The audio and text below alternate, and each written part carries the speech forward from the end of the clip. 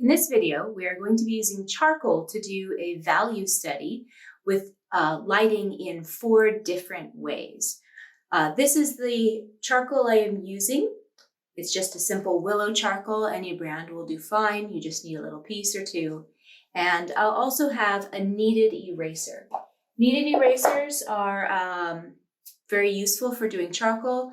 To clean them, you just spread them out and squish them together. This is the kneading part. And that just cleans them up. You can shape them to any sort of shape that you might need to make a small eraser or a bigger one, a sharp flat edge, and or just doing a big flat way to lift off some of the charcoal. You can also use them for regular graphite pencils, but they work perfect for charcoal, whereas a regular pencil type eraser just smudges the charcoal around and gets that eraser filthy. This one can actually work with the charcoal. So let's get started. The first thing we're going to do is just a value scale to get us ready. So on your paper, you're going to draw a long rectangle and divide it into about 5 equal parts. If you run out of room, just add an extra little square onto it. So we have 5 approximately equal parts. We're going to go lightest to darkest on this scale. So we're going to leave number 1 just the white of the paper. That's the lightest that we get. And number 5 is going to be the darkest. So we're going to use our charcoal on its side and fill in that square as dark as possible. We want this to be our blackest black, and it will make a little bit of a mess. Okay. We'll use 2F, 3, and 4 to make some different grays. We want to have them go gradually over. So I might start trying to make it very light, little bit darker, and a little bit darker over here. What we are mainly looking for is 4 distinct shades when we add the charcoal, but they are quite different from each other. Use our finger to smudge it to make it very smooth.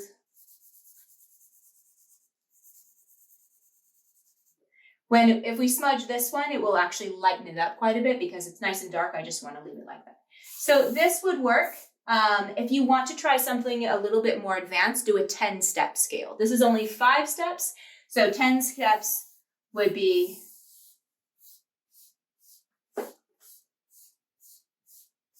right, maybe a little more even in there, and have all of those 10 steps. So a lot of different grays in between, or something in between if you want to try something not quite as difficult as all of those. For the exercise that we'll be doing, we mostly just need these distinct grays. This is more of a study or a thumbnail sketch, just to look at the different values. In nature, when we're doing something from life or from a reference photo, we will see a lot of different values. But if we can simplify them down into just 3, 4, 5 values, it makes it a lot easier to make the composition very strong and to look at where the light is coming from. Now we're going to go to the next project. We're going to start by dividing your paper into 4 sections. You are also welcome to just use 4 pieces of paper if you would rather. And in each section, we're going to draw the same simple composition. In this case, it's going to be just a sort of basic building, some kind of plants behind it, sort of a tree shape over here, another one behind it, maybe another little, we'll put something here. So the same basic composition, and we'll just do it 4 times. Now it doesn't have to be perfect. We just want basically the same. So don't want to spend a lot of time trying to make it exact. We're going to change it with the lighting.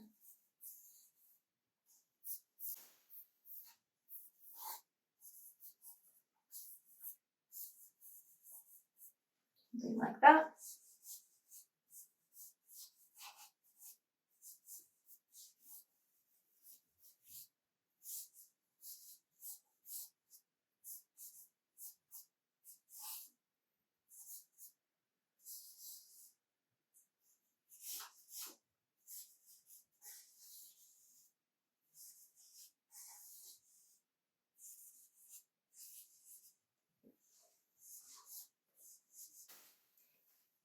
basically the 4 same compositions. Feel free to pause the video if you need to catch up or, speed ahead at any point in this process.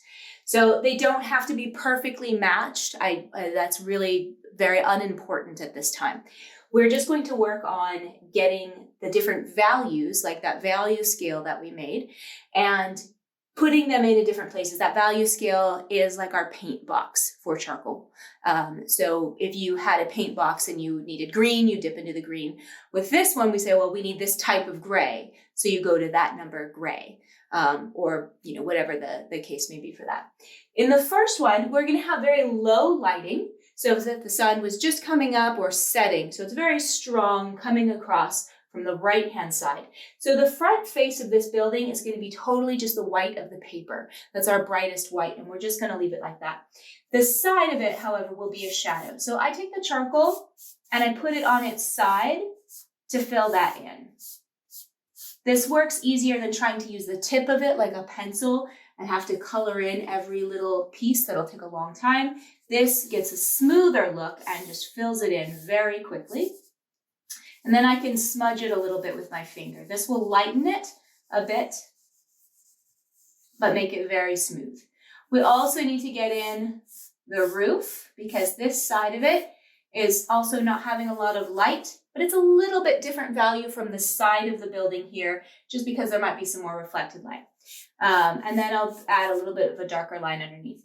There'll be a strong dark shadow under here because we'll have strong contrast where the light is really hitting and there's a strong shadow there.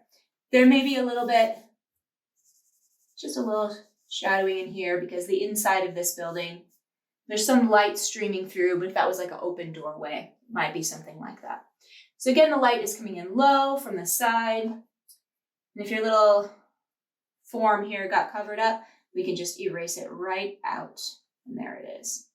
So I can look at this form next. So the light, again, is hitting it from this side. So I want to give the back side of it more shadow and leave the front of it. And I can just smudge that edge to make it just a really nice soft edge right there. So it sort of fades from darker to the lighter where the light is hitting it right here. This tree form back here, same kind of thing. The sides of it be a little bit darker, maybe some areas. But overall, I want it to have a little bit of color to it so that it feels more in the background than the building. So I have to think of it as a little bit different value, but I don't want to go quite that dark with it because this is bright light hitting it. So I might think of sort of what would be the form and shape if it was sort of rounded trees and shrubs and large hedge or something here. So then I can use my eraser to lighten it up, and it has a little bit of visual texture to it now too. And I can kind of think of the light coming here. Where are those brightest spots of light? In the trees in the background, same sort of thing. We have some shadow on the sides, and then that kind of fades out. And also the building is casting a shadow, so I may want to have it be a little bit darker in that area. The shadow is going to be coming right straight across it because of how low our light source is that we want to depict here. I have it be a little extra dark. It's very bright light. It'll have strong contrast. So really dark shadows contrasted against the really bright lights, that just strong light coming in. Same over here with this one, the second tree. It's not going to be as bright as this first one because this first one is maybe blocking some of that light. It depends on how we want to space them and what effect you are going for. So either this should cast a solid shadow on this one, or if we want to make them feel like this one's maybe a little bit more farther forward and this one's further back, this would have more light because the light would be coming from behind this tree to hit it. So those would be some choices to make right now. Right now we're just going to leave it with a more basic idea. We'll also have some cast shadows on the ground here. Be going in that kind of way. Then this little, I have another little rock hedge, bush, whatever, here, and just the same sort of shape. You can change the shape of it a little bit here. So this is where we'll have it be light and then a little bit of a shadow going right behind it. So also the building is going to need a little bit of a shadow happening as well.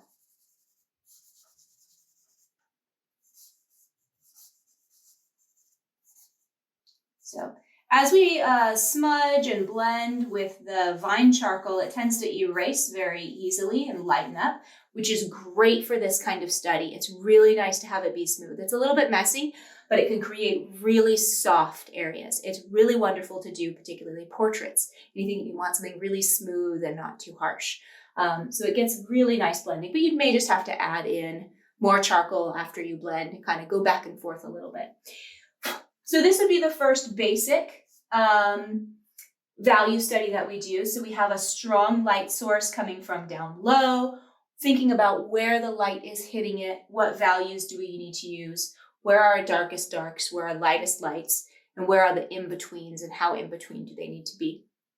If we were studying this from life or from a photograph, it would be much easier to get a little bit more detailed with the varieties of values that we might find in exact shadows. But this gives us a really good basic study so we can start thinking about where those areas of light and shadow are. If we have kind of a basic idea to start from, then it makes interpreting those more difficult life or real reference photos a lot easier because we can kind of simplify in our mind. We go, okay, I know what to look for. I know what steps to take. There's just a lot more steps than my simple one, but I know how to get there. And then you can just build them all out. The second one we're going to do more of a noonday sun. So now our light source is going to be coming down right from the top. So our roof is the brightest. Right midday during the midpoint of the day, sun coming straight down. So that means this side is going to have some shadow.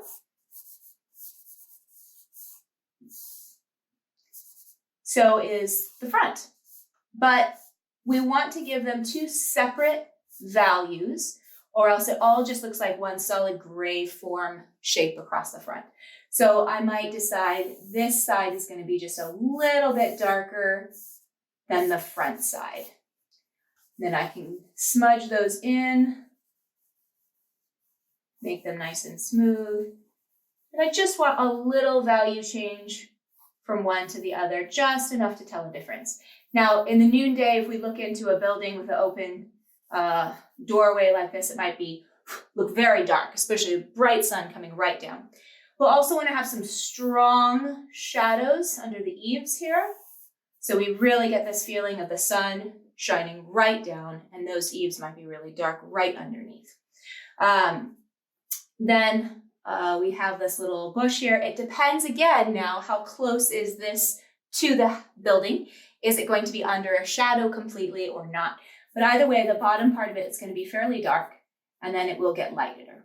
We're going to go ahead and leave the top of it a bit lighter and kind of expect some light coming to the top of it. So it just depends on where you want to have that at, though. So these trees in the background also shadowed more beneath them. Again, we're doing a very simplified version of this. A tree is going to have much more complex shading, is where there's clumps of leaves off of branches, and there's going to be darker and lighter areas. So we're making a very simplified version of it for the purpose of this exercise. So you might have some little areas, right? If you want to add a little bit more of a texture to your shadow. But basically, we're going to leave the top pretty light. Same over here, a little darker underneath. And again, because I want this to be more in the background, I'm going to give it a little different value so it doesn't get lost in the building. Now I want to make sure it's a little darker. So it's a darker clump.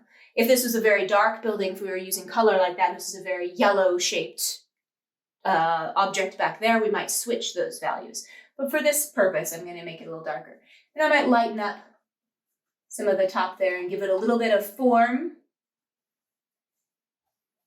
with my eraser so I can get some light happening more at the top, and then maybe a little bit darker as it goes down. I need some cast shadows directly underneath these trees here. Again, noonday sun.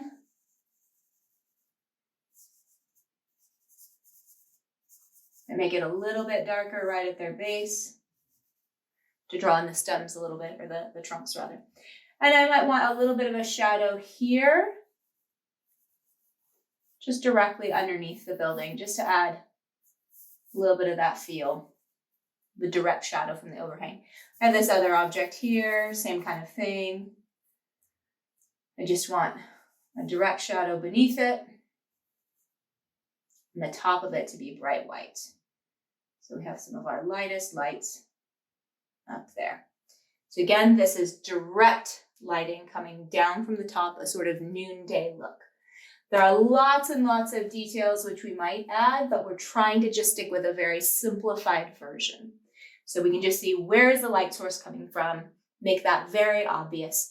When you're doing a painting, even when it's going to have a lot of more complicated textures and light and shadow and small little bits of that, you still want to indicate where the light source is coming from. You don't want to be so caught up in all those little details that you lose that directness.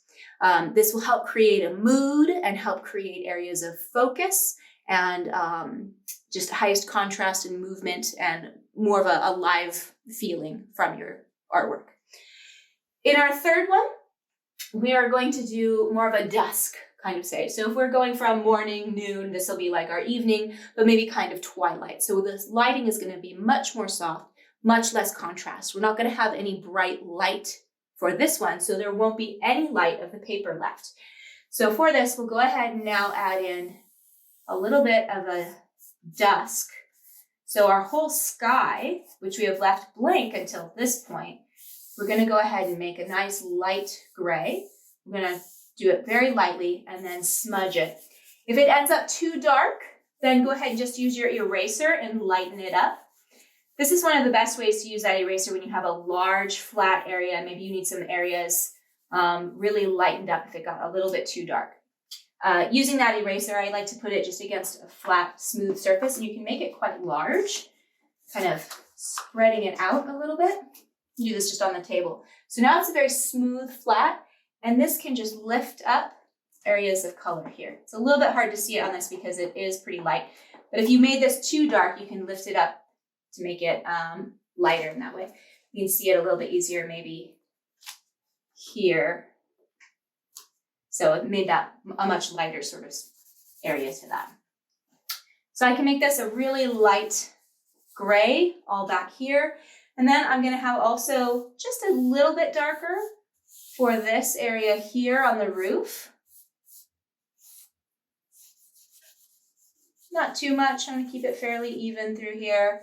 Just a little bit darker for this one. Just so we can see that there's a difference, or else the roof will just get lost in the sky.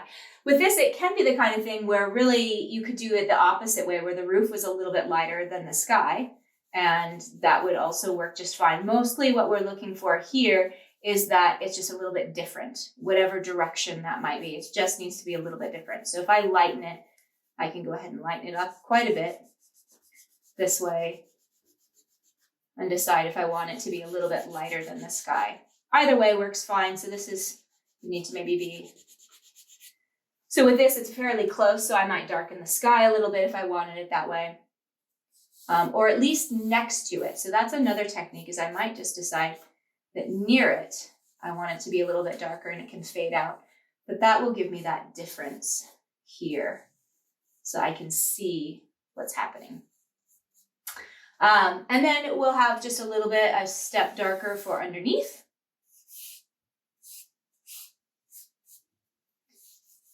Here. Again, though, this is very dusk lighting though, so I do want them to be fairly similar. When it's dusk, it's really hard to see contrast. It's kind of that everything's a little grayish, but we still have to be able to tell that there's different areas in a piece of art, or else it just gets lost and you don't know what's happening. And then I might make this side just another step darker.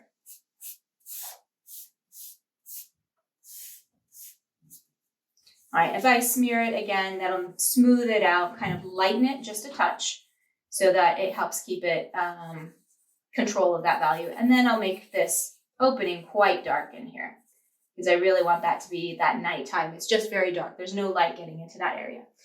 So this bush here, I'm going to choose to do this one a little bit darker. Again, I don't want to have any bright lights hitting it, but I might have some highlights just to create a little bit of shape on it, even though there's no strong light focusing down anywhere. There's just sort of hints of what the shadows were earlier in the day. So for something kind of far away, like my large shape back here, it might be quite dark and indistinct. So think of when you're like out, best time to play hide and go seek outside, that kind of dusk and the big trees and everything just sort of look like indistinct dark shapes. So we might have the same kind of feel for here. And these ones I have as being a little bit more up close. They might have a little bit more texture and detail to them, but still I'm going to make these just quite dark. There aren't really particularly strong cast shadows at this time of day where we have no distinct light source. The shadows just sort of disappear. They aren't really, the objects themselves just become kind of shadowed. I might give it some texture so you have a little bit of a feel of that light and shadow. And then I also want the ground to have a bit of a feeling. Might make it a little bit streaky. Just to add a little bit of that. I may also decide that I have a slight bit of light coming from the side, especially if we have this kind of feeling the sunlight here up and then down. Maybe the sun has just gone down in this side. So there might be just a few extra areas of shadow, just really subtle little bits of it. That's not a very distinct, but I might just hint at it, just because that will add a little bit extra shape. So this would be a much more of an evening kind of light. It's a little bit darker, and so the sun has gone down quite low, and it's very dusk, very dim. So these are three very different moods. You might find one that you like more than the other. You might be trying to do a painting or a drawing that's of a summertime scene, so you'll want to have some bright lights in it. Or maybe it's in the evening, or you want kind of a little more mysterious and a story happening, so you want to have the very dim lights. So these are the differences in a more high contrast for more of the daylight, really strong lights, really strong darks. More of a medium, if the light has gone really low, we don't have as much bright light. It's a little bit more dim, low contrast. The fourth one that I have drawn in here is actually just for you to experiment, see if you can decide a different way. Maybe you want to try a bright full moon, so you have kind of a combination of the two of these. Just to try one more on your own to see a different kind of way of bringing the light in, or the light coming from this side, any kind of different design that you want to try out with that.